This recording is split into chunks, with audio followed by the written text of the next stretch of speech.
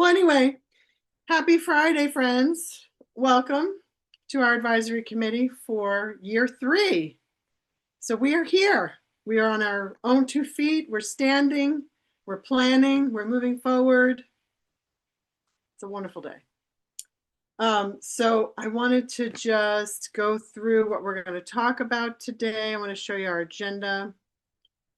Obviously, it's us. I think everybody knows each other here. We don't seem to have a large group.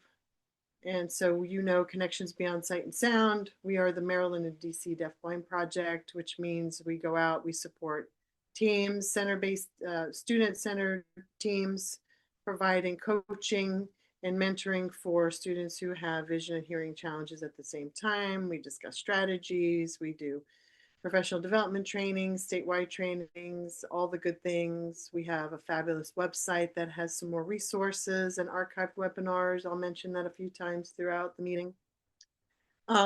So I'm Donna Riccobona, project director. I have my team here. Jennifer Willis is the project coordinator. We have Dr. Rebecca Hammer is our education specialist, and Dr. Jenny Stepanek is another educational specialist on our team. We also do a lot of work with Sherry Dowling.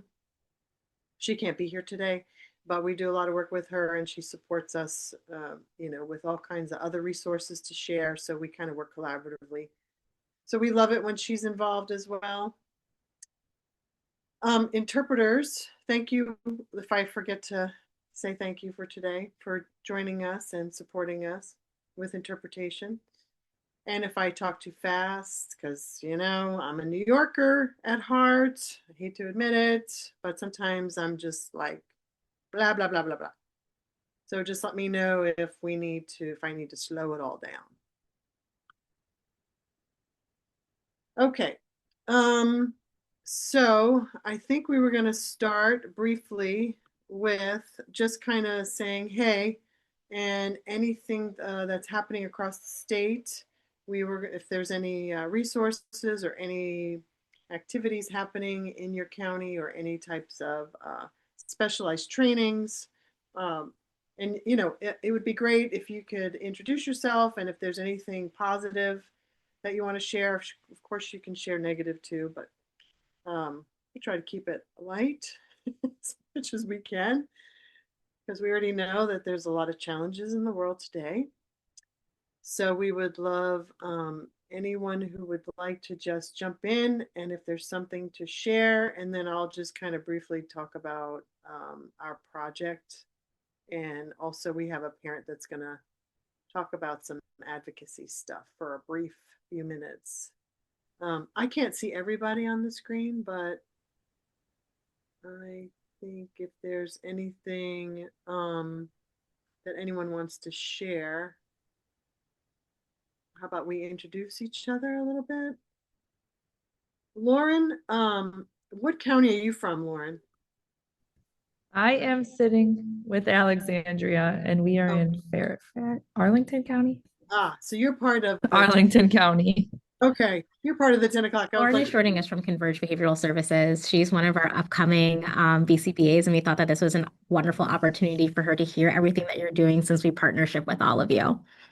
Excellent. Well, thank you. Welcome, Lauren. Hey, Liz Nerbos, anything good going on? Why don't you tell people who you are, for those that don't know who you are? Hi, good morning, everybody. I'm Liz Nerbos. I'm the Vision Instructional Specialist from Montgomery County Public Schools. And we are just rocking it. Trying to, but we're here. Yes, we're here. We're still showing up. Exactly. With a purpose. Thank you, Liz. Hattie Simmons, will you introduce who you are? Hi. Oh, sorry.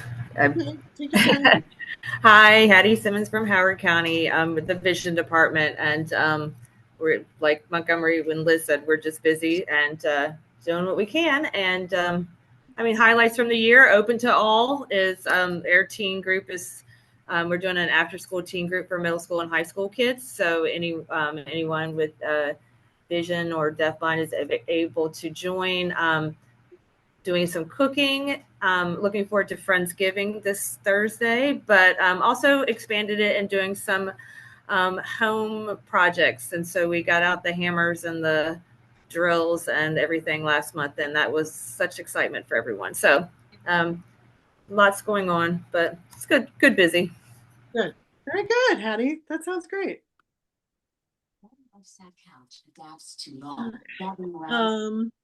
Patrice, welcome, Patrice. If you want to, are you able to pop in for a second? Hi. I can't Hi, see you, Patrice. but hello everybody. Good morning. It's good to see you. Thanks. And Patrice, you are? Oh, sorry. I am Patrice Lewis. I'm mom of Neo Lewis, who is a student up at Maryland School for the Blind. Yeah. And we live in DC. Well, it's good to see you, Patrice. Thanks. Erin. Erin, pop in. Say hi. Good morning. Good to see you. It's good to see you too. So Erin from Maryland School for the Deaf. School year's off to a great start. So looking forward to being here today. Oh, great. Good to hear, Erin.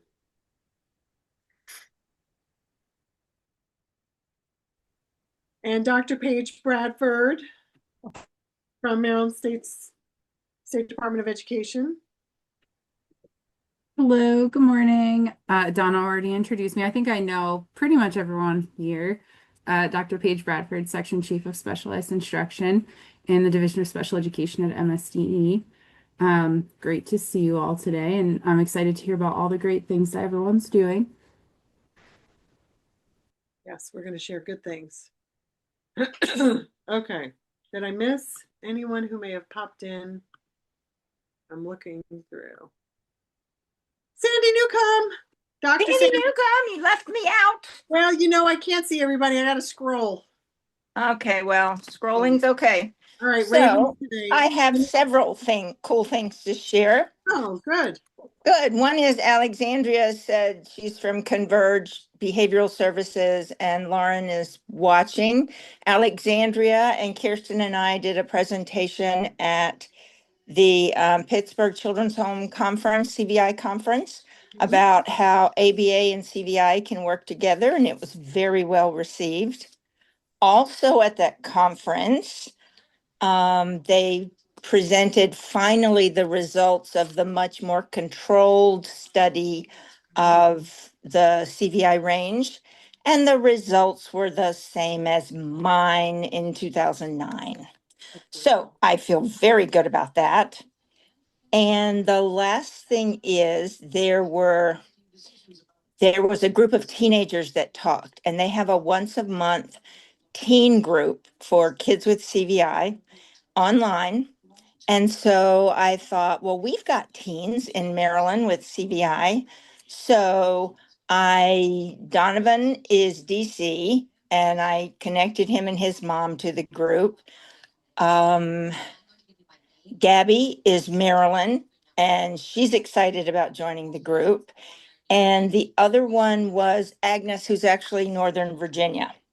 But we may have 3 of our teens that are local, part of this teen group. Is that cool or what? That's very cool. That's Yeah. Okay, that's all. Well, keep us posted. Okay, let us know. Okay. Yeah. Amy Morrell has popped in. Amy, say hi and just tell everybody where you work. Are you there, Amy? Well, Amy Morrell is a teacher of the visually impaired in Harford County. So, Amy, when you get back in, welcome. I'm glad to see you. All right, I'm scrolling down a little bit just to make sure I didn't miss anybody. All right, I'm going to apologize ahead of time for my allergies. I don't know if anybody else is suffering from ragweed, but I am. And then if a UPS or Amazon truck comes by, I may have to mute because the dog's going to lose his mind. So other than that, we should be smooth sailing. So I would also like to introduce and have her introduce herself is Christy. I left the best for last. Christy is she wears many hats. One fabulous hat is that she's a mom of Teresa, but also she is working with the National Family Association for Deafblindness, NFADB. So I thought, well, let's have Christy just kind of pop in and talk about all the advocacy work that NFADB has been doing this year. Go ahead, Christy, go ahead. All right, thank you, Donna. Thanks, everyone. Yeah, I'm Christy Arsenault. My daughter is Teresa, as Donna mentioned. She's at Maryland School for the Blind, and she will be 10 this month. And as part of our journey has been to advocate for her education. But as you know, this year has been not quite what we would hope. So I had been a parent member of NFADB for the last few years, and the last 3 years they started doing a lot more involved advocacy on, just trying to get part of this, like a few of the bills that are being introduced, and trying to get more legislation built into IDA for deafblindness. And so this year we went on the Day in the Hill. So several people came in from all around the country to support deafblind, different areas of advocacy in terms of not just education, but also deafblind caucus. So we now have, from the efforts we've been putting forth, a deafblind caucus, congressional caucus for the first time. So that's a really big deal. So now we have a group in Congress to help represent deafblind, issues for all ages. And so that was a big deal. And it's bipartisan, so it actually includes Republicans in this. So it's really a big, huge step for representation. And so we have two champions in Congress helping us out. One is from Kentucky, and the other one is right here in Maryland. One of our own congressional members here in Maryland has been a huge, huge help in getting a lot of these bills introduced, including one that's the DATA Act, which is to help bring deafblind adults and also children, which we know we already have a census for children, but this is to bring into the decadal census representation of deafblindness for adults. So that has been missed, like that has never been accounted for. So this is to help bring awareness of how many adults in America also live with deafblindness. So those were some of the big things for the year. Some of the areas that we also been trying to push for. So many of you know the Cogswell-Macy Act that has been pushed for almost a decade or more now, been reintroduced in many of the congressional sessions. So what we try to do is we pulled out Title III from that to become the Helen Keller Education Act. And that's what we went as part of our Day on the Hill, was to introduce that we wanted to take all the language from that and have it as a standalone act that would incorporate like interveners and other language that was to support our children with deafblindness in IDA. So we were asking to open IDA, but we were told by a lot of different congressional members, both sides of the aisle, both chambers, was that it's dangerous right now to do so. Opening IDA could cause worse damage than trying to add it right now. So we took a pause from that. And as many of you know, this summer, there was a lot of activity trying to bring about awareness about cuts, especially to Part D of IDEA, for the technical assistance and, what's this project. So we were behind the scenes reaching out to a lot of our congressional members. So there was a lot happening behind the scenes that families were trying to help bring about that awareness that we don't want these cuts to Part D. We don't want to roll that funding into Part B, as the administration has been trying. And the last thing I'm just going to share, last 2 points, the deafblind projects, there was a few that were targeted and almost lost their funding, fortunately for this year, through a lot of advocacy from a lot of families in the states of like Washington, Wisconsin, that nearly lost their funding. The administration allowed the funding to get routed through NCDB, and NCDB sent the money back out. So right now, this year, they're safe. So as of right now, the latest news, as many of you know, the special education department within Department of Ed has been slashed, or basically put not just on furloughed, of course, but completely ripped. And so just a few days ago, the Council on Exceptional Children held a large meeting, and this included like all the biggest organizations, including the ARC and some of the other big ones from the national level. And they're writing letters and taking this to the media, trying to do as much as they can. And so right now they're asking everybody to reach out to congressional members. And the big asks that they have in that is really trying to conduct an oversight hearing, like asking Congress to put oversight hearings in the House and Senate to really bring about like the need to not lose these jobs, because it will hit everybody for special education and how funding and grants get sent out. There could be a lot of delays in the coming year because of these cuts. And also, again, I don't want to be a Debbie Downer and put out there, but this is like legitimately a concern for a lot of groups. And then there's also been a 25% reduction in public funding. I know many people haven't heard that one, but that's one of the big ones, which can affect buses and other funding for other sources for schools and the public. So right now, I can share some resources in the chat later that came from this meeting. In fact, they recorded it and put out a digital toolkit on how to advocate and how to reach congressional members, the media, talking to your governor's offices, state attorneys, to really bring about how this could be a huge damage and effect on the funding getting out to schools. And there are some good news, though. Our state senator, Angela Alsobrooks, is a co-sponsor, and so isn't, Chris Van Hollen, trying to get the full funding that Congress has been promising for years.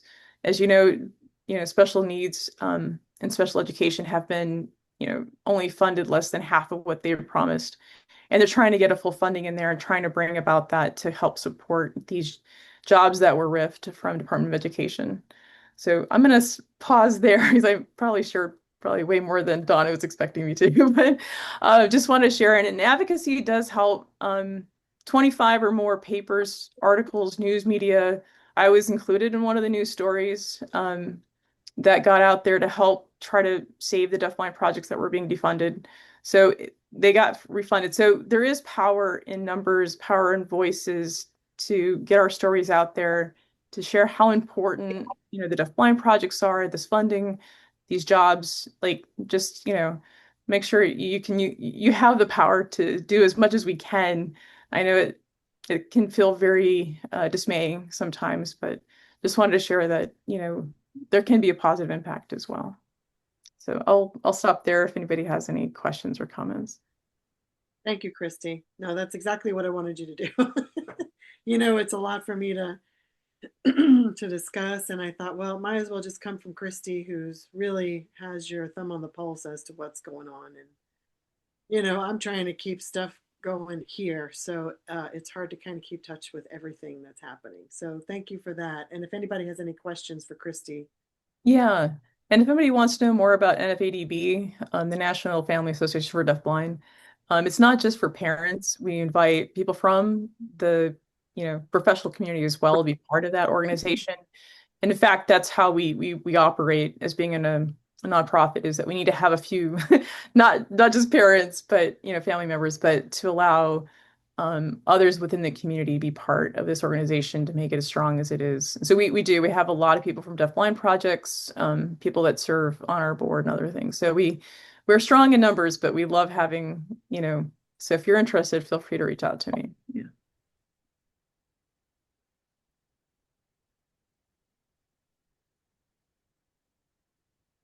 And any questions for Christy, or we can all reach out later. And Christy, would you be willing to put your email in the chat for anybody who wants to reach out and ask deeper questions? Oh, sure thing. I'll do that. Thank you. So just because of time, I would love to kind of postpone what I was going to say and go right to Dr. Paige Bradford and see if she'll do her little spiel before our presenters go on. If Paige is ready. I can't see you, but I'm going to scroll and find you. Yeah, yeah, for sure. So I really just have a couple of updates this morning. At the agency, I do just want to emphasize that support for our students who are deafblind is, very critical. I think most of you know that when I was a teacher, I taught students who were deafblind and I worked with an intervener, so I'm very familiar, with this group of students. So one of our big projects that we're working on that is a multi-year project, so we are not going to be finished this year, is the development of disability eligibility checklists for each of our 14 IDEA disability eligibility categories. And so the way that that's been rolling out is we did develop an intellectual disability eligibility checklist in 2023. We're currently in the process of developing a specific learning disability checklist, and we're also developing a disability eligibility checklist for orthopedic impairment, for speech language impairment, for deaf and hearing impairment, and then obviously for blind and visually impaired. And what we're going to be doing at our December joint vision and hearing meeting is working on developing an eligibility checklist for deaf blindness.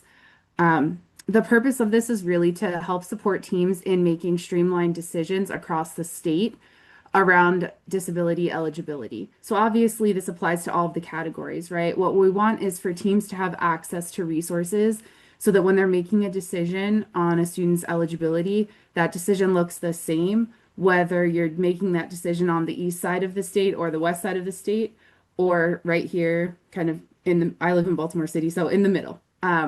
We really want to make sure that we're giving teams those resources. So I did want to just provide that update. As many of you might know, our Assistant State Superintendent, Dr. Hickman, recently left his position. So there are some things up in the air around whether or not those checklists will be required or optional for use.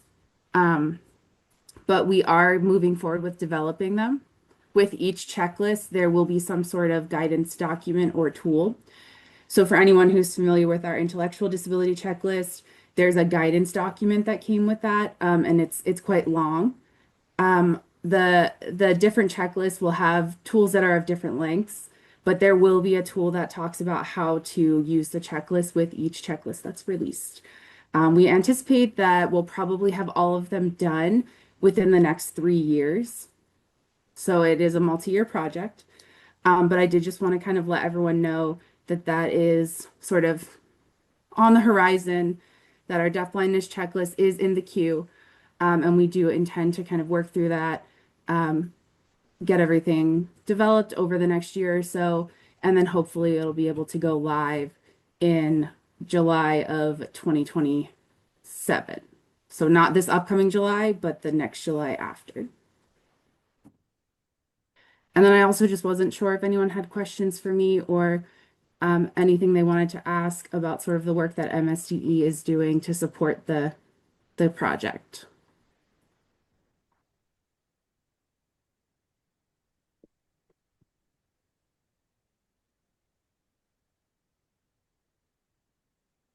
Okay, well, if nobody has any questions for Paige, I would love to introduce our presentation, our presenters that are here from Converge. Is it okay? So it's hard for me to see everybody, but whoever is going to speak first, and then introduce yourselves and introduce the team of presenters and who's here today. So who's like the lead person? Is that you, Alexandria? I think that's me today. Okay. And Alexandria. hi. And then you remind me if I go first or if Amy goes first. So my name is Alexandria Grant Presser, and I am the clinical director at Converge Behavioral Services. And we'll go into a little bit more of details of like who we are and what we do. My sort of like my coworker and the owner of Converge Behavioral Services, Kirsten Bade, unfortunately couldn't make it today due to a family emergency, but she does just send her gratitude that we have this opportunity to speak with a group that we've had great partnership. And then also joining me today is Lauren Bucky, and Lauren Bucky is our incoming board certified BCBA behavior analyst. And so we had the opportunity to be like, hey, come on, join us, meet these folks. You see them when they come into the office. And so we thought this was a great learning opportunity for her to hear all of the wonderful work that you all are doing. It's always good for us to have this information. And so I look forward to telling you a little bit more about Converge, who we are, what we do, and specifically our partnership with parent Amy Kerr. But I do need to know, do I go first or does Amy go first so I can prepare myself to cry or not to cry? So a couple of things. It's if you want to start, that would be great. I think I have your PowerPoint unless you made any changes, or I could share the screen with you and then you could, it's up to you if you want to have the controls of the screen or if you want me. Alexandria, if you want, this is Amy Kerr. If you want me to go first, I feel like mine kind of ends into like, this is where we've landed, and then you guys can kind of talk about your stuff. Does that make maybe more sense in Yes, terms of that's flow? what I was preparing for the flow. So I think it would be great, Amy, for you to go first. And I'm just going to drink water so I don't tear up going into my place. So yes, let's do it. And Sounds Amy, good. Make It your looks like copy. I'm able to share my screen. So if that's okay, I'll just share the presentation and that way I can click through when I'm done talking. You got it. Is that okay? Awesome. Donna, I think you have to make them co-host to be able to share their screen. And Amy is a co-host. Yeah, I have it. I just got to figure out how to pull up the right PowerPoint here.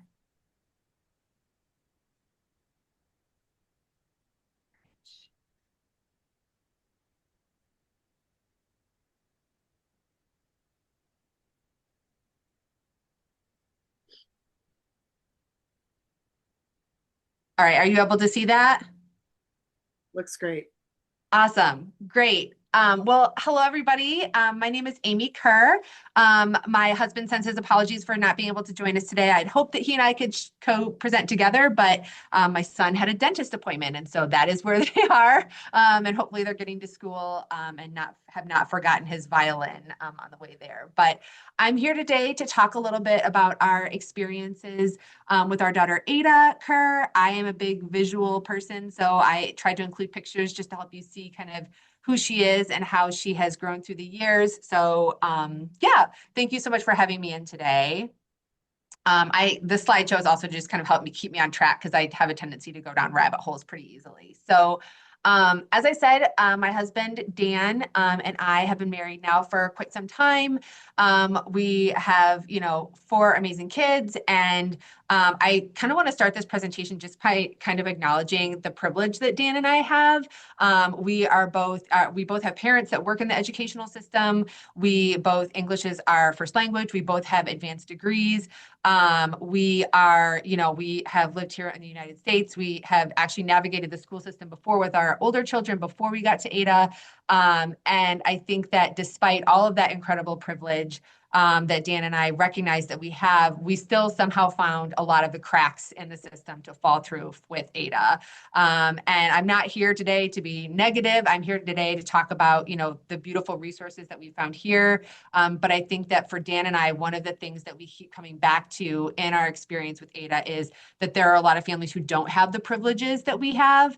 And that for us, even though we have eventually made the decision to have Ada be at Converge full time and not as part of our public school system, we really feel like it is our responsibility to continue to provide resources, to continue to fight, to continue to find ways for the other families who do not have the privileges that we have for their kiddos and loved ones to continue to have access to all of the resources that are available out there, because kids are amazing. Humans are so resilient, and it's really important to us that we continue to do everything that we can in our power and with our privilege to fight for those people who don't have the same resources, right? I mean, right down to something as simple as insurance. we're very fortunate that we have a great insurance program through my husband, and there are families who, you know, can't get access to the resources that we have because of that. So with that in mind, I think I want to start my presentation today with just saying thank you all so much for the work that you're doing. I recognize that you are those people who are on the ground fighting the fight to make sure that our children who are deaf plus and deaf blind are having access to resources, and helping the families who are feeling like they're screaming into the void of being the light for them and helping them find that light. And so I just want to say thank you to all of you for being here and for continuing those resources. You have no idea the impact that you all, as an advisory committee, and Jen specifically has had on our family. And we just couldn't be more thankful and more grateful for all of you. So as I said before, our family is, we're a group of 6. We have Piper, Edison, Ada, and Rosie. Ada is our 3rd child. She was our 2nd adoption from China. She came home and we were matched with her in May of 2019.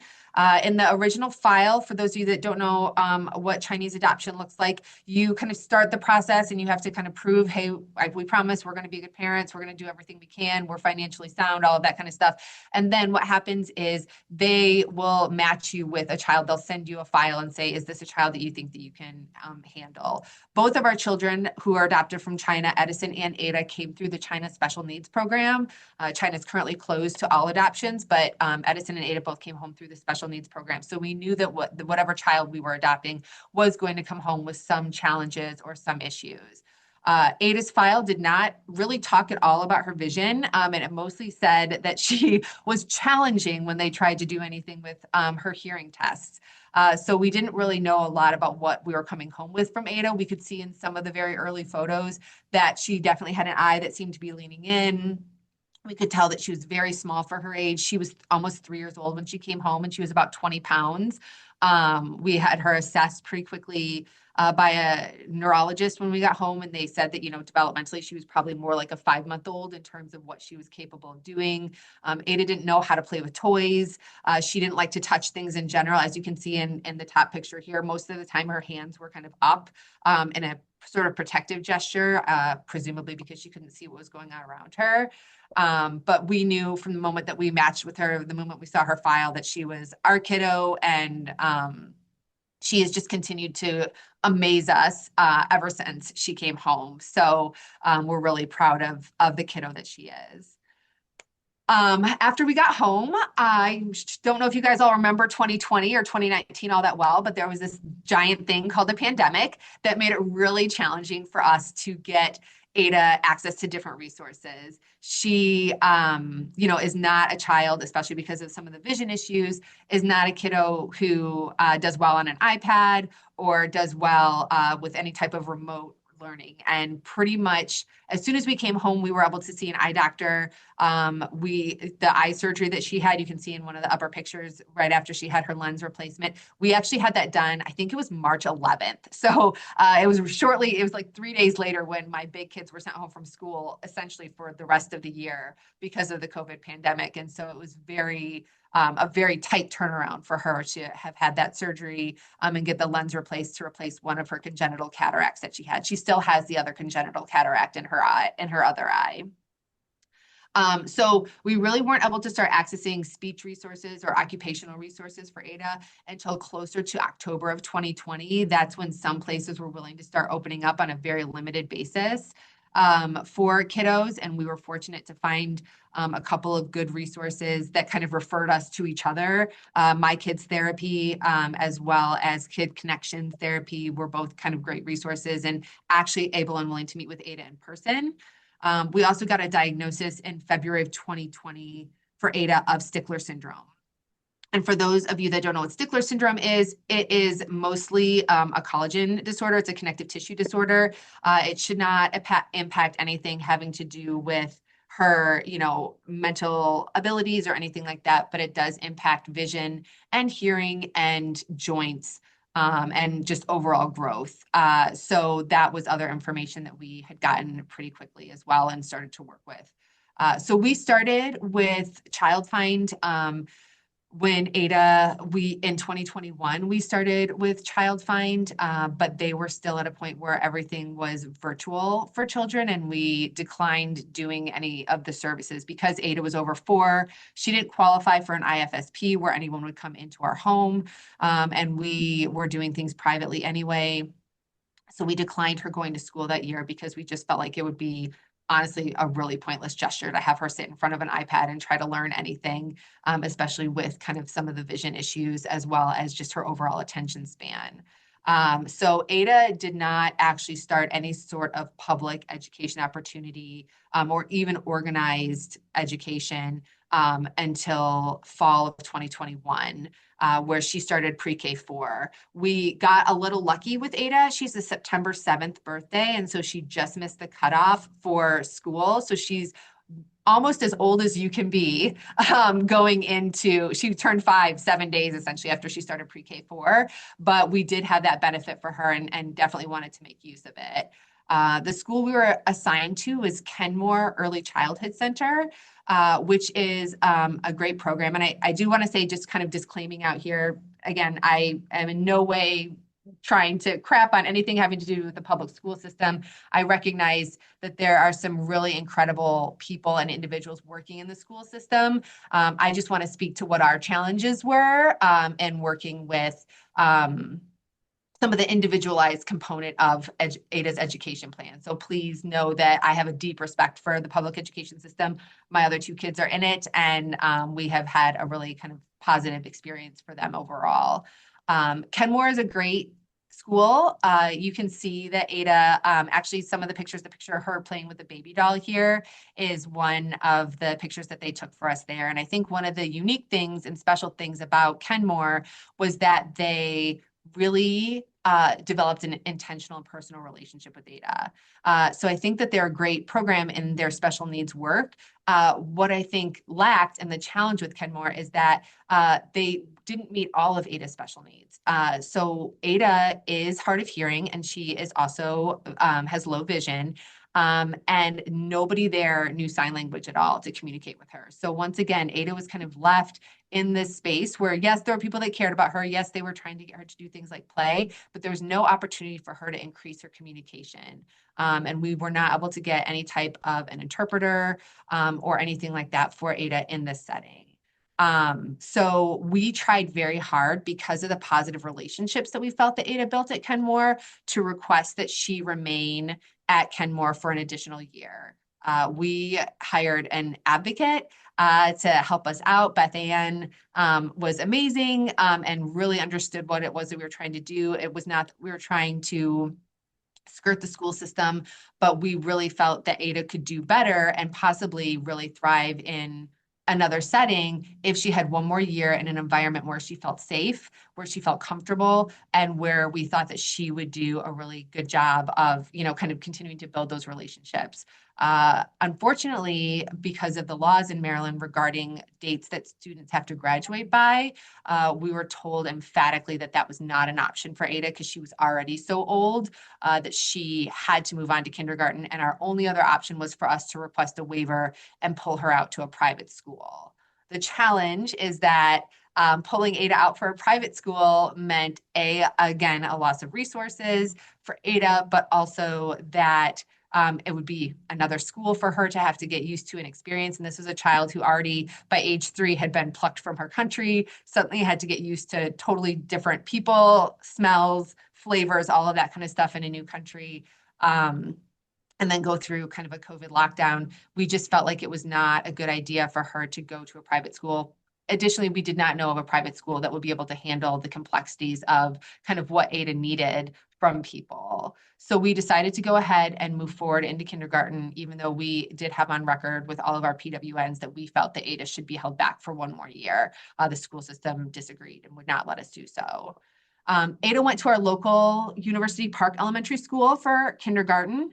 And there we were incredibly fortunate for her to be assigned an aide. The special education officer there interpreted our IEP, which actually really said that there would be an extra adult in the classroom. We were fortunate that how University Park interpreted it was that Ada would have an individual aide. You can see her there. Miss Williams is walking with Ada at their Halloween parade on the picture. And Miss Williams was again, just another beautiful light in the darkness for us. She actually had gone to school for special education, but for a variety of reasons had not continued to pursue being an actual special education educator and was just an assigned aide at the school. But she dearly loved Ada. She worked hard to learn sign language to be able to communicate with Ada because she saw that that's how Ada wanted to communicate. She spent hours working individually one-on-one to teach Ada her alphabet, her ABCs, her numbers, all of that kind of stuff. And so we were really, really thankful to have Miss Williams there. That said, it was apparent by about October that Ada did not belong at University Park Elementary.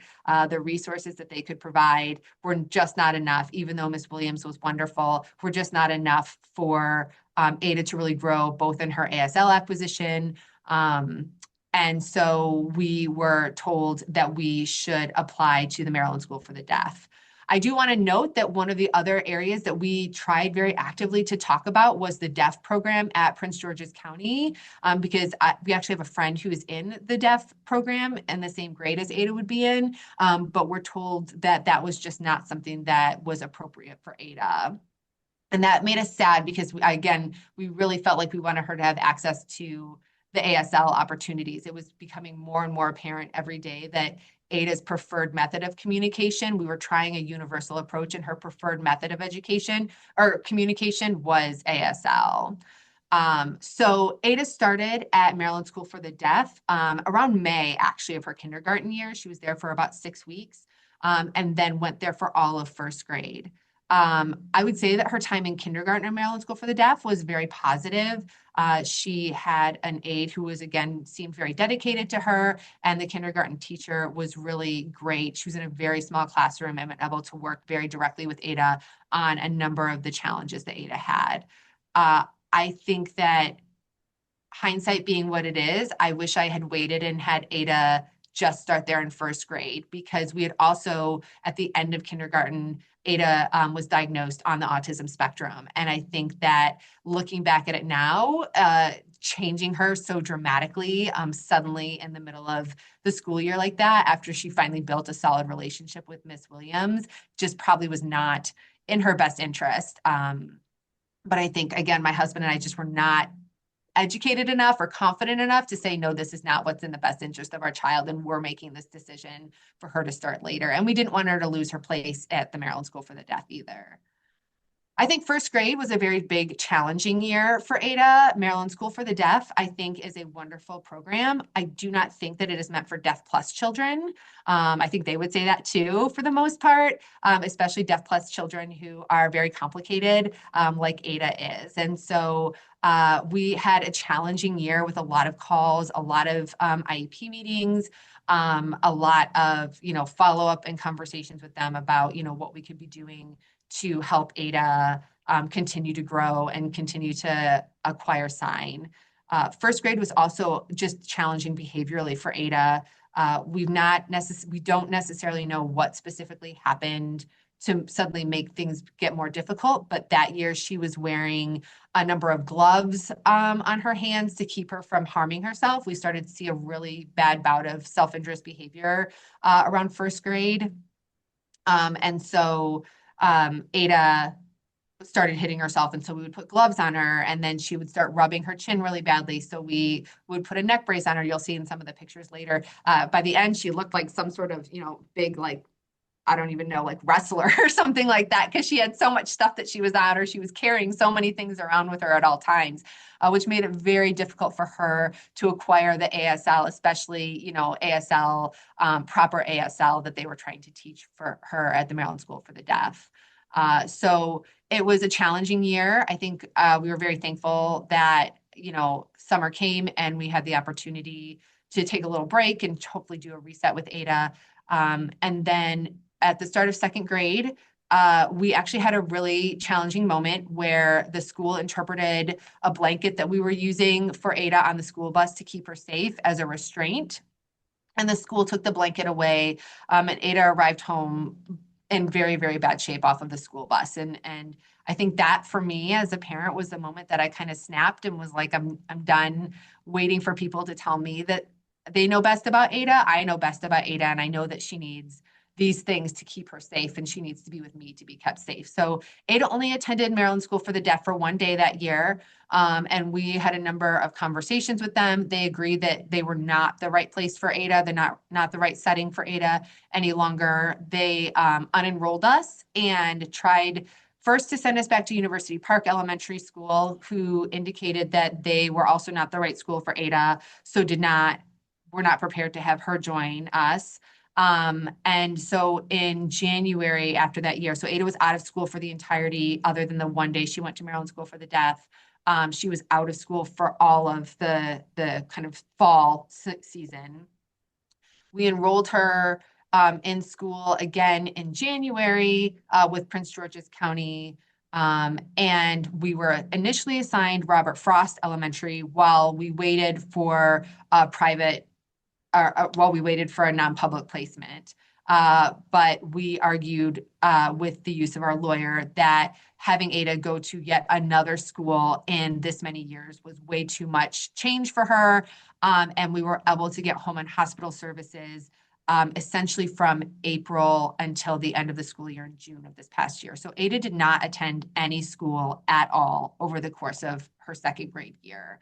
I taught her at home, and she began services at Converge in early March, late February. And so was getting some of the academic component by working with them. I will say that was a really challenging year overall, working just through this public school system, and hearing over and over again how not individualized actually her education plan was. And I think that was the most disheartening thing for us. Just to give you, a brief example, my husband and I know Ada has self-injury. We asked during an IEP meeting at the start of this year for Ada to be provided with a van so she could be driven to the school that she was assigned to, which was Chimes up in Baltimore. We said Ada doesn't harm herself when she's sitting in a vehicle. She's very comfortable in those spaces. And they let us know that we would need to wait 45 days and collect data to see how she did on a bus before they would be willing to provide us with a van. And I, as a parent, cannot let my child sit on a bus for 45 days and hit herself in the face, just so we can collect data. And so that for me, Jen could tell you, was kind of my, nope, I'm really done with all of this moment. We've spent tens of thousands of dollars on different lawyers with the state, trying to get things accomplished for Ada. And I had the fortunate opportunity this year to meet with a parent at Converge who sat down with me, and we were talking about, her experiences with school systems for her child. And I'll never forget, she looked at me and she said, you can spend all the money you want on lawyers, and they can give you all the accommodations that they say they can give.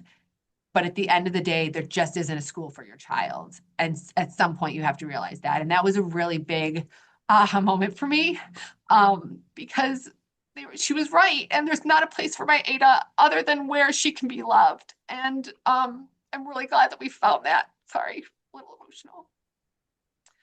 So that is kind of our school journey for Ada. And so I guess I just kind of wanted to wrap up with a few things of, number one, what we've learned.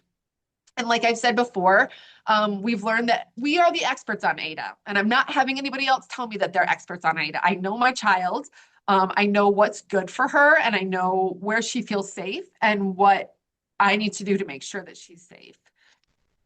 I think that we've learned that the individualized part of the education plan doesn't always mean that they're meeting the child where they are.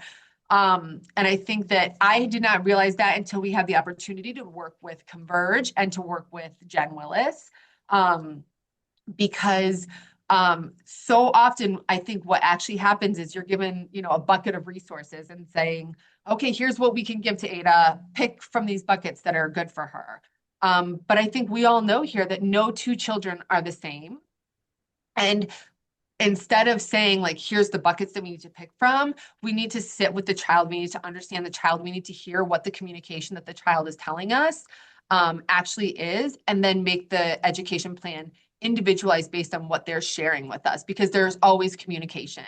And it might not be it might not be easy to track. It might not be easy in terms of data, but it certainly is there. And there's an opportunity for a lot of growth in how we do education plans for children in the future, on making it actually more individualized and not just a bucket of resources of like, this is what you can pick from. For so many people, Ada's behavior, which we believe is a symptom, clouded everyone's ability to see just what she was actually capable of.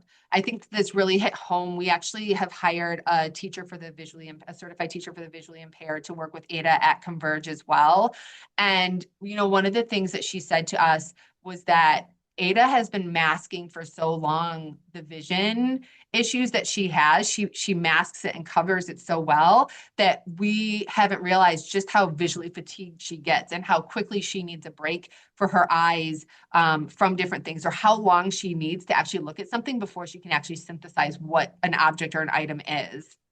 And because of her self-interest behavior, because of the deafness, because of, the other things that Ada was presenting, we really weren't getting this full picture. And I don't think that it can be overstated how profoundly low vision impacts every element of someone's life. And that just was like one of those things that was like always shoved aside, even in her IEP meetings. It was just kind of like, yeah, she seems to be able to pick stuff up. She's okay. And I think that we got lost in the weeds, so we couldn't see the forest for Ada. And that was just like really, really important, something that we've learned. And then last but not least, I think the thing we've learned is finding resources is really hard. Like I said at the beginning, I think my husband and I are fairly well educated. I work at a college. I've worked with our disability support services team here often, but finding resources to really help you out is hard, and it really is the community that connects you. I became connected to a woman here that I work with at Catholic University who has a son who has challenges, and she's the one who connected me to Jen, and she said, you have to talk to Jen. She's such a great resource. She found me. I will make sure that we, connect you to. So I was able to connect with Jen Willis, and then Jen connected me to Converge, and then I connected my friend here, and so now her son actually attends Converge as well. So the community, the word of mouth of this community is incredible, but finding where that community is and getting connected to it, that's the challenge, and you have to have a lot of perseverance and fortitude to get to it. So just looking to the future, like I said earlier, the cracks in the system, and I actually had this conversation with a couple of the teachers from Maryland School for the Deaf. The cracks in the system for Deaf Plus and deafblind children are huge. The truth of it is at least in the state of Maryland, there's just not a place for these children. And I don't know what the answer is to fix that, but that is going to be my singular focus as I look to the future and as I try to find ways to help other people who have had similar experiences to us, or who have children who are younger than Ada, so that they don't have to have, the years of crying and challenges that my husband and I have experienced. I really want to make sure that we are doing everything, my husband and I are doing everything we can to build a community, to find parents that we can connect with, because it is so isolating to have a child who has special needs. You are physically exhausted and emotionally exhausted constantly for trying to be the rock for that child, to try to fight for that child to get what they need. That it's just emotionally exhausting, and having other people who could say yeah, it is, and it sucks is really amazing. And you can't overstate how important it is to have that parental support and have those connections. And then last but not least, just getting more invested and involved in the Deaf Plus community and the deafblind community, and finding ways to support other people and support the amazing programs that are working with these kids. These are really special, amazing people, and anything that I can do to lift the work that you all are doing, the work that the people at Converge are doing, anything I can do to lift that up and celebrate that is really kind of key for Dan and I. So that kind of brings me to where we've landed. As I mentioned, we made the decision after a very difficult IEP meeting to pull Ada. We are officially homeschooling her through an umbrella program in the state of Maryland. But we landed at Converge after a recommendation from Jen Willis. We came to them in March of this past year, and Ada goes there about 25 to 30 hours a week. I don't know, I'm really bad at math. But that is where we are. These are all pictures of Ada doing different things at Converge. And they, like I said, have just been the truest light in the darkness for us after years of feeling like we're screaming into a void. We feel like we have partners and amazing people to see Ada for who she is instead of Ada for what she lacks or what she isn't able to accomplish yet. So that is my spiel. I will stop sharing my screen and turn it over to Converge. Just thank you. Sorry, I'm crying now. But just thank you so much, Amy. We appreciate you sharing this story. And part of the reason I think why I'm crying is that here at Converge we get the opportunity to see and work alongside Ada literally every day. And she is witty, she is intelligent. She loves her family. We have pictures of her family and her siblings, and she enjoys looking at them and telling us about them. I always say, you know, get this girl into theater because she's also just so animated. Um, and and we just get the privilege, and we just are just so grateful that Dan and Amy have opened their family for us to walk alongside, and we get the privilege in order to teach and learn from and spend time with Ada Monday through Friday. So thank you. All right, I think I need to share my screen, and so please bear with me as I try to navigate this piece here. Am I listed as a host?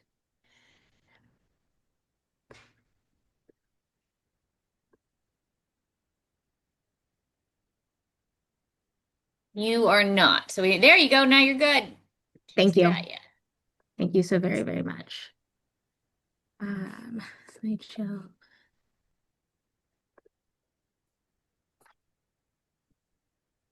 Okay.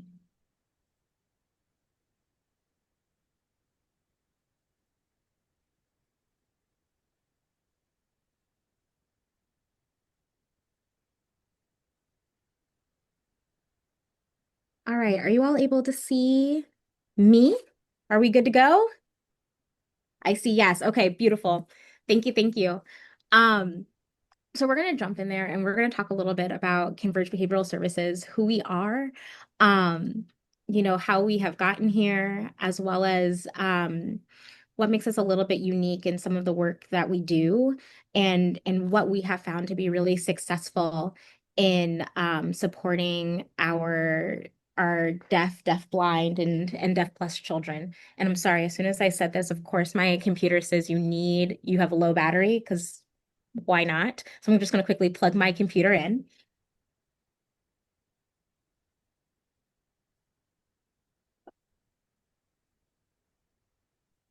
Okay. So just a few introductions. So Kirsten Bade is the owner and founder of Converge Behavioral Services. Unfortunately, she couldn't make it here today due to a family emergency, but I do want to talk a little bit about Kirsten and her story, because it's going to provide some context for what we do, why we do, and some of the mission that we have. And so Kirsten has been working in applied behavior analysis. She's been an ABA practitioner, and I'll talk about what ABA is in a little bit, since 2007. In 2016, she had a really great opportunity to work with a child with deafblindness, a child that was hard of hearing as well as had cortical vision impairment. And she always uses the term that, like, I was sort of thrown into it, right? You meet a child and you work collaboratively with the team, and that team included Dr. Sandy Newcomb, as well as a speech language pathologist, Debbie Perry. And they worked together to provide support for this specific child, Marin. And from here, Kirsten, it really started to hit her of like, okay, this is a child, and she heard this child's story as well as like, were there environments in order to provide education, love, trust, and support. for children with deafblindness. And from there, Kirsten was like, no, I really haven't been able to find that. And so therefore, I'm going to create it. And so Kirsten worked with Marin and then started Converge in 2019, where she decided to open up her own ABA, Applied Behavior Analysis practice. And her mission was to serve complex kiddos, so children with multisensory impairments and needs, deaf blindness. We do have some children with autism, but typically it is a comorbidity of like autism and ADHD. Like we're very specific in trying to support those where there may not be other practices available. And so Kirsten named Converge because her mission was to come together across disciplines to unite in a common focus. And that really is our mission here at Converge Behavioral Services. So that's Kirsten Bade. You're going to hear me refer to her as we move forward. And then my name is Alexandria Grant Presser, and I am the current clinical director here at Converge Behavioral Services. And even more uniquely is that I typically am also the case manager for all of our clients who are deaf and deafblind. And so a little bit about my background is that sort of my mission and place where I learned and grew and fell into this was actually in Pittsburgh. I went to the University of Pittsburgh and have a degree in developmental psychology, actually, with behavioral health in schools and communities, as well as applied behavior analysis. I spent a good amount of my time at the Western Pennsylvania School for the Deaf, where I learned American Sign Language, but also applying applied behavior analysis. It was very, and ultimately the deaf community welcomed me in, and I got a chance to learn so much and support children there. But then also, I spent some time working at a very unique pilot program in Pittsburgh called the Respond program, which was specifically for children that were consistently hospitalized in Pittsburgh. And Pittsburgh was like, okay, so what do we do with children that have really intensive behaviors or have mental health, who have trauma, who have these complex cases? And like, what do we do as a system in order to support these particular families? And so having that background has allowed for me to really think about supporting children from a systemic background, from a developmental background, and then from a behavioral background. Well, ultimately, sort of going where Kirsten and I collided was that we both have this underlining mission to provide spaces of joy for children. And what does that look like? How do we create these spaces? And what do we do as practitioners in order to make sure that every child deserves access to joy? And how do we tear down the walls and the ableism that is in some of our systems in order that prevent children from accessing the joy that they deserve and that they desire? And so that sort of moves into us talking a little bit more about Converge Behavioral Services. So Converge, we're a center, Applied Behavior Analysis Center in Falls Church, Virginia, and we support children and their families utilizing applied behavior analysis practices. So I like to always talk about applied behavior analysis and honestly just talk about the elephant in the room that comes when I say the word ABA. So our definition of applied behavior analysis is that ABA is really a science that studies how we learn. And it's a science that specifically looks at how our behavior interacts with the environment, right? And so we take a lot of time to really think about, okay, based off of my past history, my future history, my thoughts, my feelings, how I enter a room, how I enter the space, how does my behavior interact with the environment? And then from there, I can take that information and apply it to supporting individuals in how to learn. We can analyze and determine what's the best way that children learn. And then how do we set up systems and environments in order to be as supportive as possible? And really, by doing this, the analysis piece of applied behavior analysis is that we take a lot of data, we break things down, and we really try to figure out, like, why do we do what we do? And how does that inform how we move forward? And so also in applied behavior analysis and here at Converge, we take this information to teach particular skills, whether that be communication, self-advocacy, coping skills, whatever is most meaningful for the child. And really the elephant in the room is that we know And I think it's okay for us to speak this out, is that most people, when they hear applied behavior analysis, they look at me and they go, girl, really? Like, come on. And that's an okay response to have, because there is history in applied behavior analysis of practitioners causing trauma and harm and using punitive practices and principles to force children to try to assimilate in unsupportive environments. And we're going to name that and we're going to claim that.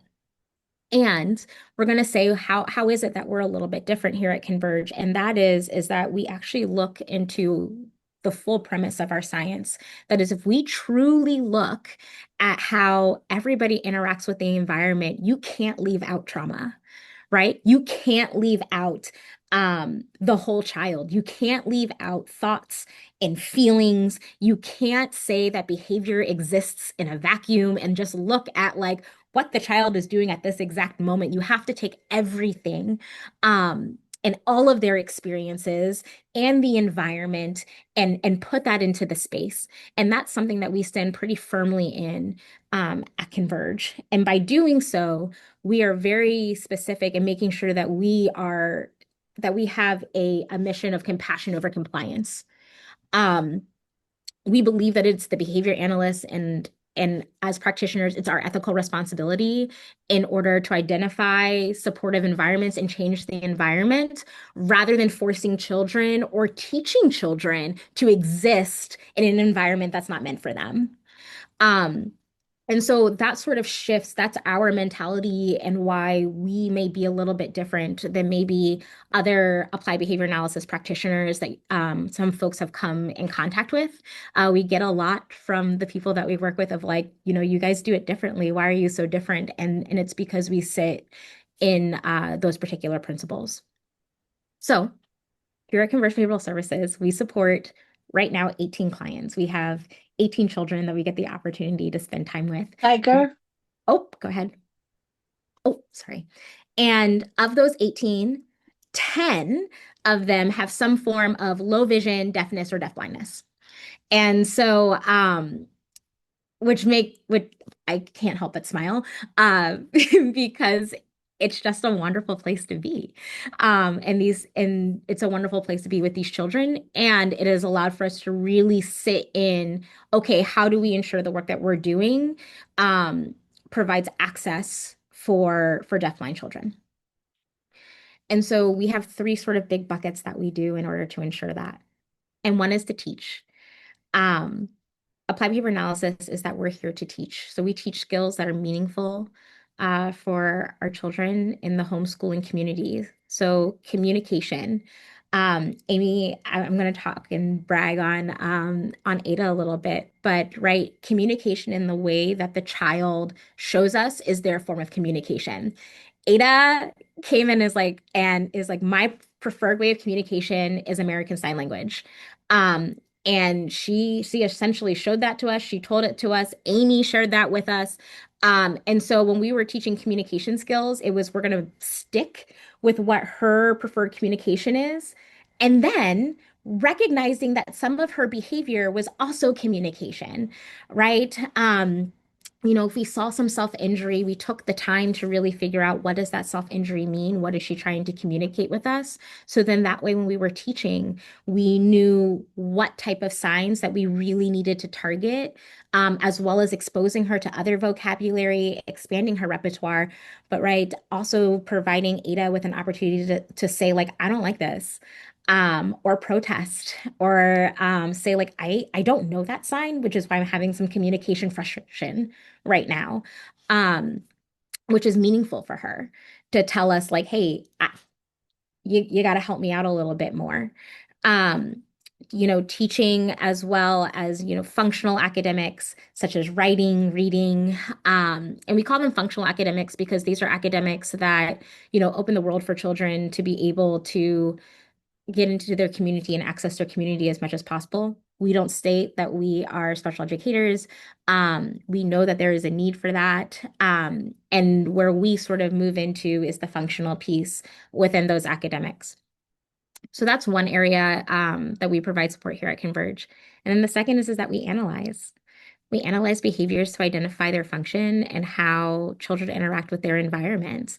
Um, Also sort of providing a little Ada as an example is, I talked a lot with mom and then her previous, the previous space that she was before she came to us. And one thing that we really wanted to focus on is that, when Ada was engaging in some self-injury, or if any of our children are engaging in self-injury, what is it? And we also analyzed that depending on where Ada hits, it was actually communicating something different, right? If we assumed that all hits or all behavior just means one thing, then we would target the wrong thing. And for our deafblind children, things are typically more complex. And so we make sure that we analyze and we go pretty deep in what we do. So that way we try to get a picture of the whole child. And we use data to provide us information on that, so we know how to provide access within the environment. And I'll provide some examples and a little bit about what access looks like. And then our last thing here at Converge is that we collaborate. We collaborate with professionals across disciplines in order to meet the needs of our clients. One thing here at Converge is that we say that we leave the ego at the door. You have to. The body and the mind work together. And so we say here, if the body and the mind have to work together, why shouldn't we? We have to. And so because of that, here at Converge, there are TBIs that come into our space. Dr. Sandy Newcomb comes every single Monday. She has some clients that are the same clients as us, and we coordinate, we collaborate. She lets us know if we're providing access. She gives us feedback in what we do. And we have a culture here that it says, no, please tell us, like, watch us do this and tell us what we need to tweak in order to make it better. Jen Willis is like on speed dial and is a wonderful resource. Like I send videos and I'm like, okay, what am I doing wrong? Or tell me what I'm missing. And we sit down and we collaborate. And so she comes in and she sees kids and she gives us access. Dr. Becky Hammer, also, I think she was here the other day, and I was like, thank you. But we also have speech language pathologists that specialize in either cortical vision impairment and deaf blindness that are here. A lot of our clients also have PT, OT. Our therapists go to that. So that way we learn everything that is needed and we can collaborate, because we realize that the things that we are focused on are in isolation because the whole body and mind work together. And so therefore we should as well. And so this is the fun part. Reasons why we have found success with deafblind learners. And the first one is individualization. And I want to provide our definition of individualization. Individualization is truly making everything that we do specific to the child and what they have led us to, what they have shown us, in every piece that we do. And so that might be in our data. So for example, here we at Converge Behavioral Services, every child has different prompting codes, and prompting is just like the different ways that we support in order to get the learner to have, their definition of success. And so some ABA companies, right, you might see everybody has a full physical, a partial physical, a gestural, a visual prompt. And we realize that those prompts do not meet all of our children. And so even in our data, we've made differences. Like some children need auditory cues.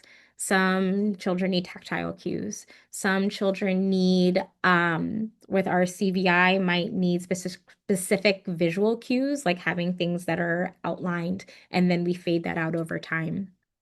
The other piece that we have here is that part of individualization is that we spend our first 2 to 4 weeks of just building relationship with children. We have to build relationships with kids.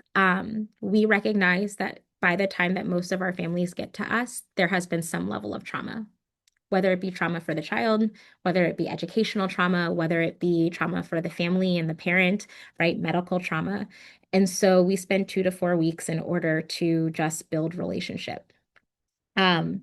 We recognize that we have the privilege of time, and we try to be creative in the way that we manage time. We know that there is urgency because our children are young, in exposing them specifically to language. And we also balance following the lead of the child. When we first met Ada, we bounced, everybody's core um, was in the best shape that it's ever been in, because we bounced on a ball with Ada for hours. That is what she wanted to do. That is how we build relationship. First, she would bounce by herself, and we would bounce in the far corner away from her, and just every once in a while, just like smile. We're still here. And then slowly those balls came closer and closer together.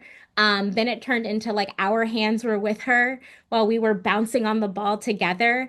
Um, Now she tells us like which ball to get. And I want this ball, and we're gonna be singing as we're bouncing on the ball. But this is an important piece of it, and we recognize that this is learning too. Bouncing far away and getting together is learning. That is teaching trust. That is teaching that I'm a communication partner for you. That's teaching that my hands provide information.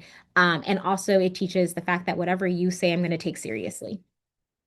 We have a video of another young lady who is deafblind, and we have a beautiful video of her just playing balloons and talking about that, just like playing the balloon back and forth. And yes, we're signing so that way you know that we're going to use your communication that you find important. That's an important piece here. So that's individualization of why we've had some success. The other piece is that we also write very specific behavior plans. Every child, we have created our own assessments because we realize that the assessments that we currently have are not developed for deafblind learners. And so we use the ones that we are required to by insurance.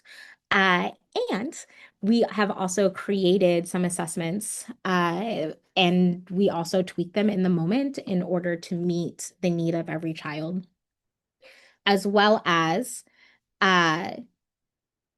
creating change, having individualization within materials, as well as even their workspaces. The next piece here is that we provide access, providing access in the environment, providing access through communication that is backed by trust for all of our children. Dr. Sandy Newcomb has worked with us a lot, as well as Dr. Becky Hummer has come into our space of like, how do we provide access in our environment? Whether certain things have tactile cues. We have one child that we introduced AAC, and we realized that all of the key guards that are out there don't have tactile cues on them. And so we had to create tactile stimuli on the key guard so that way the child can go down and to the right or down to the left. How do we provide access? Because by providing access, it decreases the stress that our children experience simply from navigating their environment. Dr. Sandy Newcomb said something that really stuck with us here, which is that the brain of a lot of our deaf and deafblind children typically have more stress. So, right, their stress cup is typically filled a little bit closer to the brim just because they're accessing, right, ableism within the environment, whether things don't have access for them, whether things are not mapped or placed in a specific way that is needed. And so one way that we try to decrease that stress is trying to make sure that our environment provides access for children. And then next is our collaboration through disciplines, which I mentioned before. We meet with all of our related service providers. We collaborate together. We sit down and we have thought partner sessions. We come up with questions. We make sure that we provide training to all of our staff in order to support what is best needed. And then our last piece here, and I'm sorry I'm going quickly, I'm trying to be mindful of time, is creativity. So here at Converge, if it hasn't been created or if it hasn't happened yet, our sort of feeling is that we'll make it happen. One current success that we've had that I do want to share is that we've been working with insurance companies We work with HSCSN a lot, and one thing that Kirsten was able to put together was there was no code for it, but for them to realize that our children need deafblind interveners, and how do we have that covered by insurance? And so Kirsten in particular worked with HSCSN in order for our very first learner to have covered through insurance for that child to have a deafblind intervener. So it was actually two different services that we were able to have provided. One was applied behavior analysis, and then the second one was for a deafblind intervener. Our sort of next piece of creativity is that we also just had a really great conversation with HSCSN around, every child that comes in here may not have an autism diagnosis. And we had our first denial because there was not an autism diagnosis. We not fought the fight, but we really collaborated with that team. We brought some research forward. We had conversations around what we do, why we do it, and how it could be helpful for folks who don't have an autism diagnosis. And for the first time, which was 2 weeks ago, we won an appeal for a deafblind child to be able to have coverage, which included a deafblind intervener without having an autism diagnosis. And so that's the creativity that we're trying to do and moving into systems work in order to create things to make them happen, because we know some of the things that we're doing is a need for our children. And right, your diagnosis or what insurance thinks that it needs to be shouldn't be the barrier in order for children to have access to what they need. So we have creativity that is there. We've called, I will say, working with Jen, we've called also manufacturers before when we're like, hey, we really like this app. It is not accessible. Will you change it? And folks have done that. And so this is just some of the reasons for our success with deafblind learners, but it's really taking a different view of applied behavior analysis, right? We break things down to meet the need of where children are. We offer repetition. So when children are here every day, or even some of our children come after they go to school, we're able to provide the repetition that is needed. We're able to break things down and have the time so that way children can explore their environment, explore the new material. We can teach what we're asking for them to do without stress, and then we teach the concept that we want for them to know. And that is some of the success that we have here. I'm going to stop there to see if there's any questions or concerns. Also, I'm tired of hearing my own voice. So if anybody else has any questions, I just want to open the floor.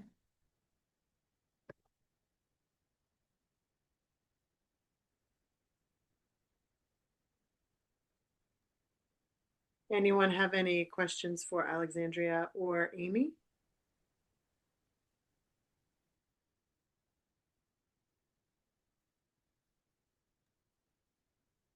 I just want to thank you all. I have a quick one. Go ahead. Hey Is there there, a Donna. question? Yeah. So any chance that you guys are opening up another location outside of Virginia? I'm like looking also at Jen in the chat because I feel like she texts us like once a month to ask that same exact question.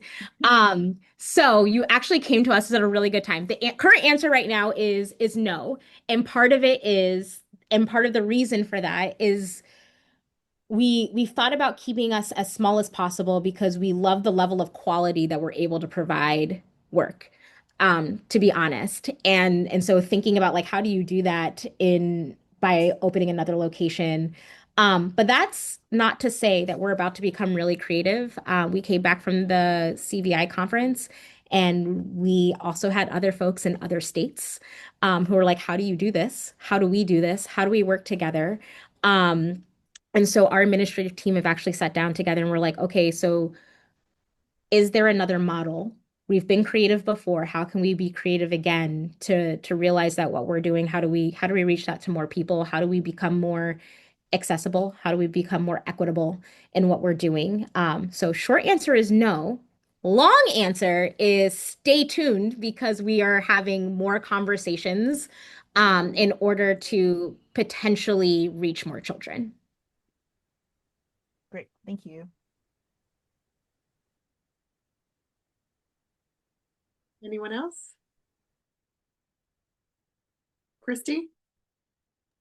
Yeah, great presentation and great to know that information because I think a lot of the parents in the, just as Patrice as well, have been trying to find such resources, especially in the ABA, because like our daughter has an autism, diagnosis, but we can't get any ABA companies in Maryland to help us. Like we've been trying to reach out and apply, and they've like, well, we don't have anybody to help you with your needs, and it's been crazy. But yeah, I would like to know what is the HCHSN? Is that what? Yeah, HSCSN. So HSCSN is essentially DC Medicaid specifically for children with special health needs. And so we are in network with them. And because, right, they reach so many children, most of our DC clientele that we have here, I'm thinking in my head, all of them from DC have HSCSN, and we're in network with them. And so that's the DC Medicaid, and that's who we've been working with. Got it. Okay. Yeah, thanks for letting me know. I don't know if we can do something with Maryland Medicaid. Yeah, thank you. Yeah, our hope is we just to sort of add to that is, we toe this line of like who do we push with when it comes to insurance, right? Because you want for things in order to be covered. And you when you see that there are issues within the system, we're like we want to do our due diligence and pushing with that. And our hope is that actually by pushing a little bit with DC Medicaid, HSCSN, and trying to like put some things in place that hopefully over time we can actually provide some models that might be able to be expanded to maybe other states that might be able to have some coverage, right? Like there is no code out there for a deafblind intervener to be covered by insurance. And for us, by doing that with DC, maybe we can like start to pave the way to like have that be something that's more established. And then hopefully that's something that can, have conversations across other states as well. Yeah, no, that's a great point. I know Texas has a deafblind Medicaid waiver, and they do provide respite services with interveners. But like trying to get that model across all the states has been one of the NFADB hopes as well. So I'd love to hear more. Maybe I can, if you have time, like reach out to you. Yeah. Yeah, Christy, I wrote your name down. I'd love to connect with you. Okay, yeah, Like, same here. I Thank think you there's so some much. ways that we can collaborate. Yeah, thank you so much. Yeah, that would be great. Boy, that's pretty powerful. I have to admit, that's new that I heard that's the code for interveners. So we are in the network, the Deafblind network across the country. We are always looking for the loopholes, like how to kind of like progress it forward the right way, but to make it accessible, specific environments. How do we, because we could do the training as a project and the coaching, we could help financially pay for people to get the training if we send them over to like a place like Central Michigan University, but then to make sure that people are not only getting paid what they're worth, but that people have access to the intervener. The intervener is valued in that system, and then but the insurance codes and all that stuff, it's like that's of course, like that's a whole other thing that personally for me, I'm like, well, I haven't even really thought of insurance codes. So yes, I think you are paving the way, and we should continue to discuss because I want to share, and I'm sure Christy will too, that we share it within the network because not only do we want more trained interveners, we want them to be paid and we want them to be working with deafblind learners. So it's another really great way to showcase that. So thank you all for doing that really tough work and wanting to do that work because that's passion and courage and vulnerability. So thank you for that. No, thank you. We are just internally grateful for the Maryland Deafblind Project. We've learned so much from all of you, like truly. And our doors are open every time. I know Jen and I have even talked about like how do we even provide trainings to other BCBAs that are out there, or other ABA companies out there about like what are considerations when you have deafblind learners? Like how do we infiltrate even our own field in order to make it more accessible and equitable and knowledgeable? So we're just there's no words to say just about how much gratitude that we have for the Maryland Deafblind Project, because you guys have made us better in what we are doing, so that way we can best support children that come through our door. Wonderful. And I think it's the collaboration of both sides wanting to learn. And I think that's why we have this, where we invite these unique perspectives, because that's what it is. This is about perspective. This is another way that we can utilize access, that our children, the team and the family could have success in the quality of learning and the quality of programs. So we want to share these perspectives around the state, in DC, and in the Deafblind Network, so then people have some information and a jumping off point for their own program or for the students that they serve. So this is very important work. So we're really proud of you guys. This is excellent. And Amy and your husband, Dan, you know, I too am a mom. I have a special needs son. He's adopted from the state of Arizona, where I used to live, went to college, even though I grew up in New York and blah, blah, blah. But so I know the journey, right? So my heart really is there with you, Amy, and your husband, and understand as a family the struggles.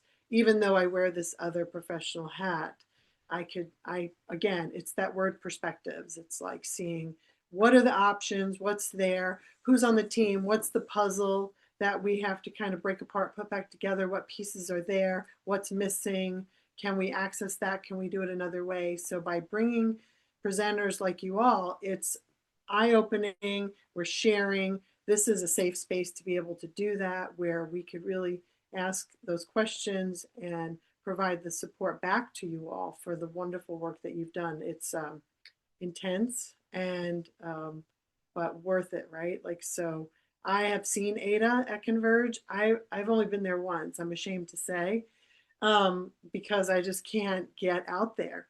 But it was impressive. It was impressive that I could really just sit back and watch. And it was really great, and to talk to the staff and the parent that was there. So I already knew the success and kind of the trajectory of when you have a student who has deaf blindness, and I think that we're going to kind of touch on this with Dr. Paige Bradford, that whole thing about, well, who are these students and what's the criteria and what they meet. And this is like, oh, so when you have a student with vision and hearing challenges at the same time, they do have multiple entities that we're trying to tackle. But when you look at, and I think Paige will discuss this more in depth, and we'll go with her thought on this and her knowledge, is that we have many things on that list. And one of them is communication, which is a very powerful piece of the puzzle. And so, yes, a student may have multiple disabilities, but you also have it when you check the box of deaf blindness, you have a list of things that the deaf blindness is impacting. And I think that there's this automatic response in many places across the country, not just in Maryland or DC, but we want to check the box of multiple disabilities because we think we're making sure that the student is getting what they need, because it checks so many things on that checklist. But when you look at the category of deaf blindness, that too has many components of the different entities of that human being and what it is that we need to work on. And communication is definitely at the top of that list. So I hope that our conversation within this next year around the eligibility, that more professionals will consider the checkbox for deafblind, because it will cover all the impact that deafblindness has on that child. And it may help us get further to see not only how many students in the state of Maryland, because we still believe that there's other students that are not identified, that we could help support and do training, professional development, whatever, because we want everybody to be successful and we want to build capacity. And especially now at a time, we need to build capacity before we are cut. To just talk about the elephant in the room. We may have, because of our commitment with Maryland State Department of Education, they may take us under their wing, but it may not look like the same team or the same capacity that we have right now. which I think we have a phenomenal team because we cover many perspectives and are able to do assessments and are able to do things that even some other deafblind projects are not able to do. But this would be the year that we're saying again, like we've said previously, we want to build capacity. We don't want to be the only ones that know how to do this work.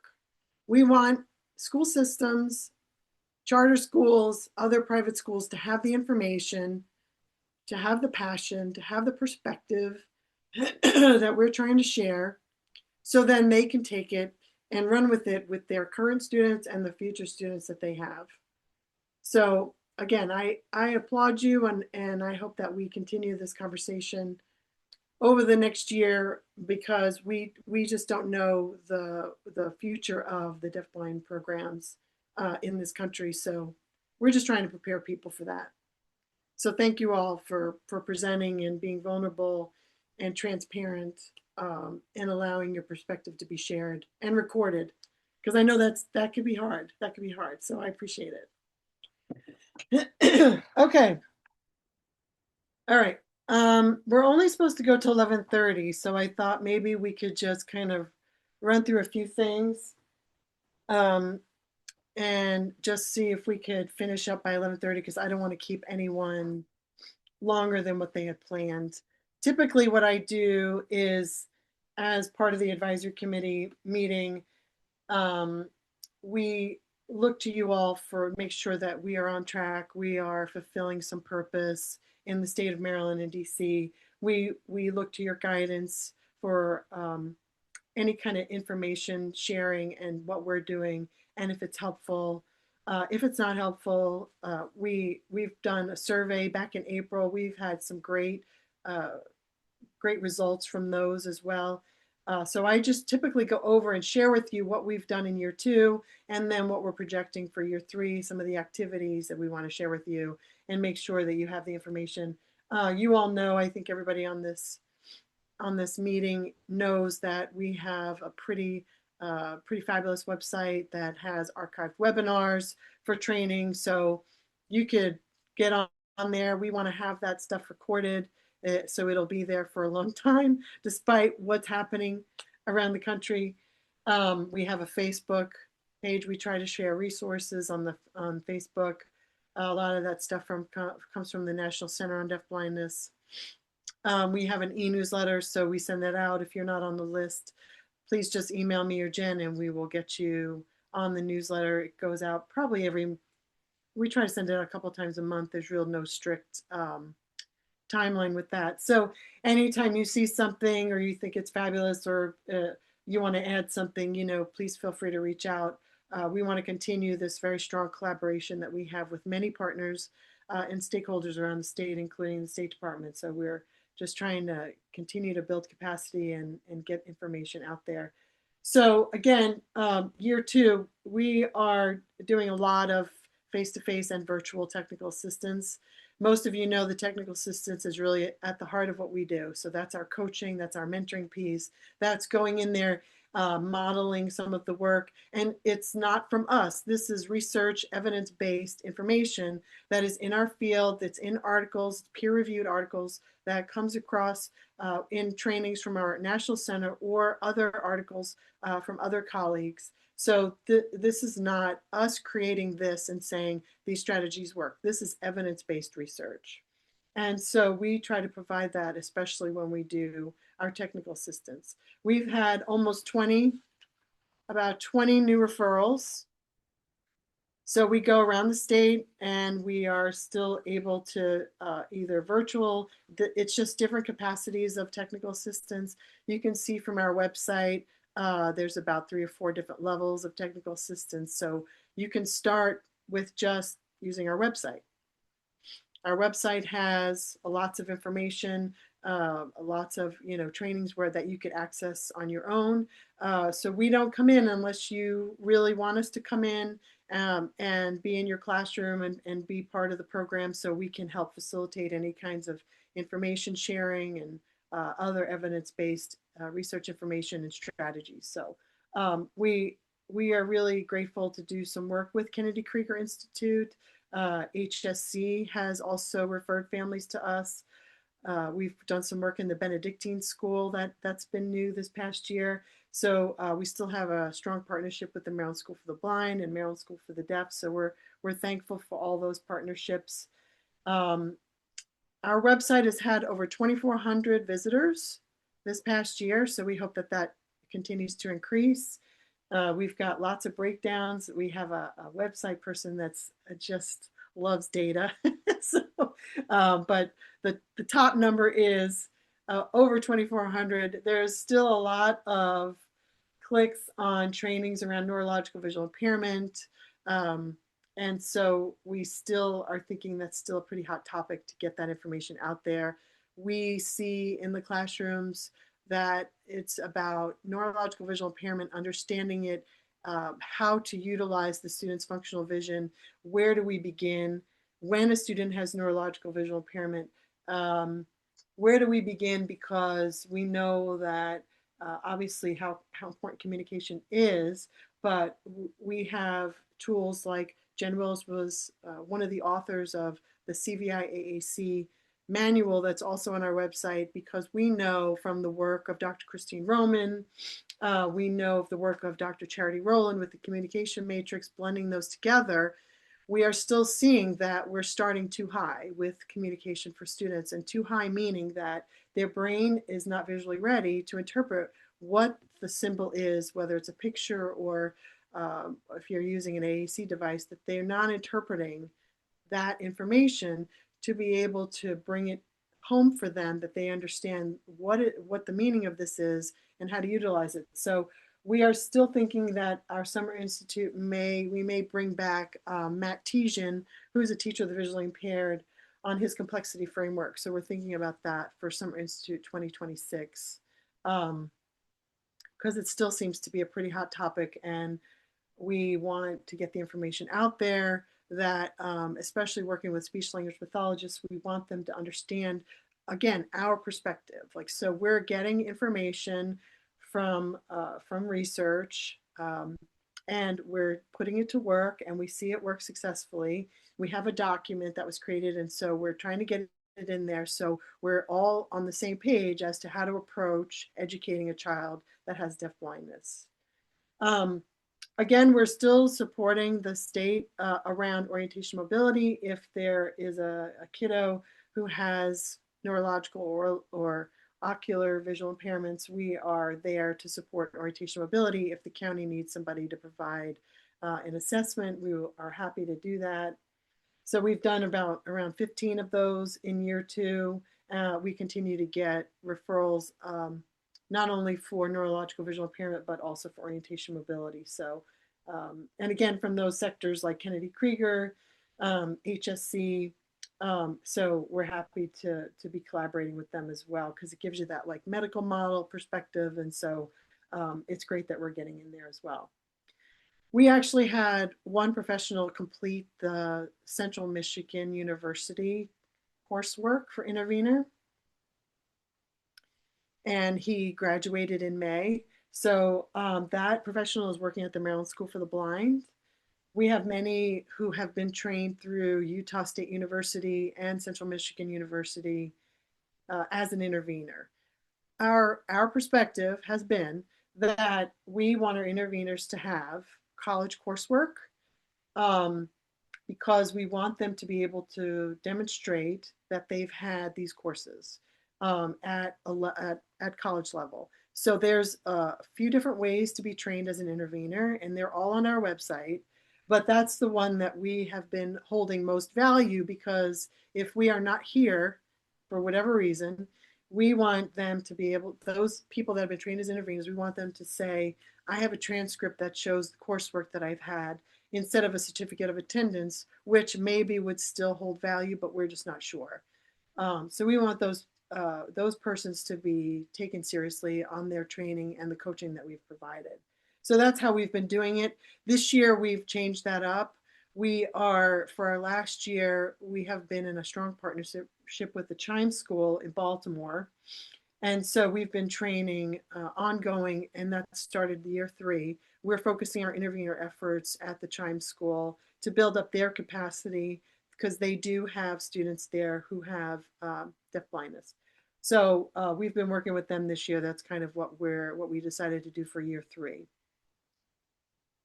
I'm going to say that in year 2, we've had almost, with all of our webinars, we've had almost 600 participants.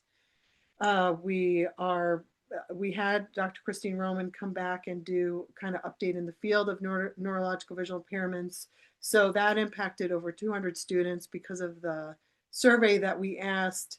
Not only was it strongly agree, but also it was how many students will this training impact on your caseload? So when you add all that up, it's over 200 students. So we're really proud of that. We are proud of our transition work. We are always looking to support families if they need it around those families that have a student 14 or older, making sure that the goals, that the vision, anything that we can do to plug in to make sure that that adolescent time is being utilized, that they are working on employment or some type of rec leisure or both to get them prepared for when they go into adult services. So we continue to we have webinars recorded for those that are on that journey, and feel free to check them out, give us feedback. We want to always provide the right information to those families because that time between 20 and leaving school and adulthood can be very challenging. And we want to make sure that they have the support they need going through that process. A fun activity that we continue to do, thanks to Jen Willis, is Port Discovery. So we've had a lot of students and families and professionals join us from the Maryland School for the Blind and Maryland School for the Deaf. For those of you who may not know, Port Discovery is a children's museum in Baltimore, and it's all hands-on and tactual, and we all know how important that is for our kiddos.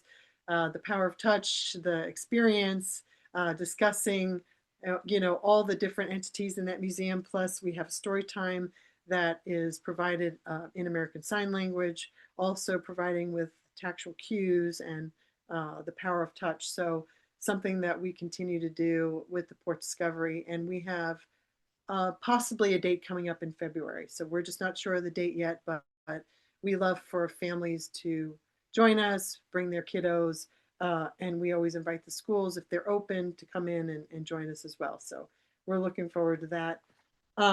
Again, our annual survey, I think what I'm most proud of on the annual survey that we sent out in April of in year 2 was that if we asked, do you know what an intervener is? Do you know what the role of an intervener, how to describe it? And it was about 90%. They were like, yes, please stop telling us about interveners. So it was like 90% of anyone who completed that survey. So I'm really proud of that as well. I think that what we are seeing too from the survey is that when we are in there providing technical assistance, people are providing survey results that said they strongly agree when did the technical assistance help you and your child? In what category? Are you seeing benefits? Do you have the knowledge and skills? Do you see an increase? Do you see progress? And so there's areas that communication was one of them that I'm very thankful for personally, that's been helping some of those kiddos, because that's a very important place to start. If we are not accessing not only a trusted relationship with these children, if we are not building a foundation of communication, we cannot teach them new concepts. So we need to start early, and we are happy to do that with any team, anywhere. But I'm happy to see from our survey that communication, accessing the community, accessing general ed curriculum, engagement with others have all been checked, strongly agree. So I'm thankful for that as well as a team. So we can go back and kind of reflect. Especially when we do our retreats every August, we look at things that where can we go next? What can we do next? How can we continue to build capacity in the state of Maryland? So these are things that are very important to us to hear. All right, so quickly, year 3 coming up. Again, we have some webinars that are happening. Our next one is around transition. That's, I think it's November 18th.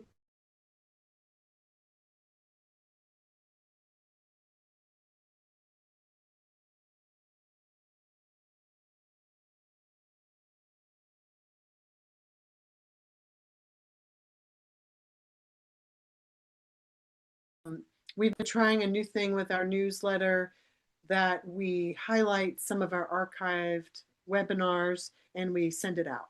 So this way people know that they're there. This month is Maurice Belote from California. He's our retired deafblind director.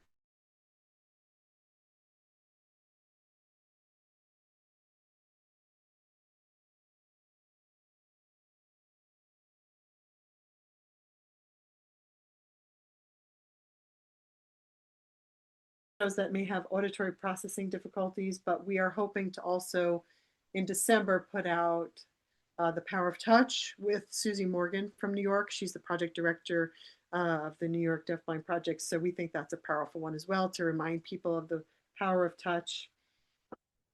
We're continuing to do a lot of work with our young families with CHARGE syndrome. They have children with CHARGE syndrome, so making sure that they have the supports that they need, because we know the special education journey can be pretty challenging. But again, we have our website. We're doing fantastic podcasts.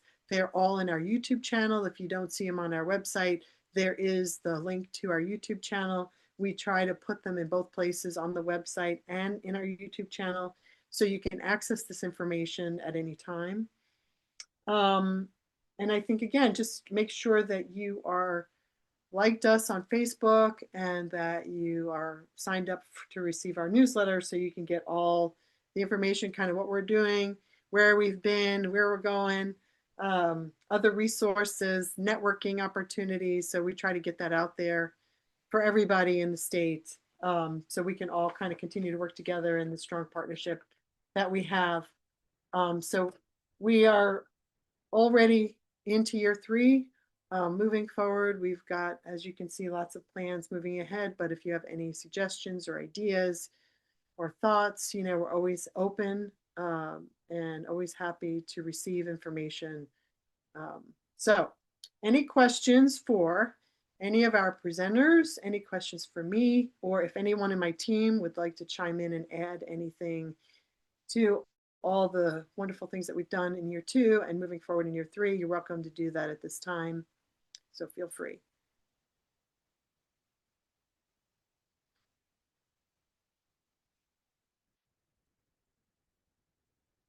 Is it crickets? This, again, this is being recorded. So we are going to put this on the website. I'm going to send it out to the other advisory committee members that were not here today. As you know, as the advisory committee, we have one meeting per year. So usually it's in the fall, and we kind of talk about what we've done, where we're heading. We hope to have another advisory committee meeting in a year from now. We will keep you all posted on any kind of decisions. We're not feeding into any rhetoric. We are just moving forward until we hear any solid news about any decisions being made. So we do hope that we will be here again next year. But like I said, if things change, we will. We usually let the advisory committee members know first. Other than Paige at the State Department, usually her and I find things out at the same time, and then we kind of make decisions together, and then we move forward. And we usually let the advisory committee know. But we don't usually send other sensitive stuff out just in our newsletter. So usually the advisory committee finds out first. So just to let you know, we will keep you posted. We are staying positive as much as we can, and continuing to also stay positive for the students, for the families that we serve. We really find this work so rewarding, and thank the families for letting us be a part of that journey, and also the education teams. We learn something new all the time. People may call us experts, but really we are constantly learning. We're constantly learning from our students, the families, and even the schools that we serve. Kind of like, how do we do this? How do we get in there? How do we? So we're constantly asking questions and reflecting.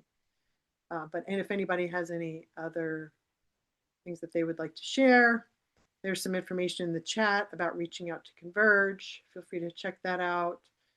We have a joint meeting coming up December, I think it's 11th, for 2 committees, the Deaf Hard of Hearing Steering Committee and the Steering Committee for visually impaired and blind students. So we kind of get together once a year and do that and talk about stuff. And, so anything we can do to get out there and collaborate, we really try to do that. So, okay, if nobody has any other comments or questions, then I think we are going to adjourn the meeting. Going once, going twice. And thank you all very much again. And I hope everyone has a wonderful weekend. It's a little chilly, but I think the weather is going to be pretty nice this weekend. So feel free to reach out to us if there's any questions or concerns. Thank you.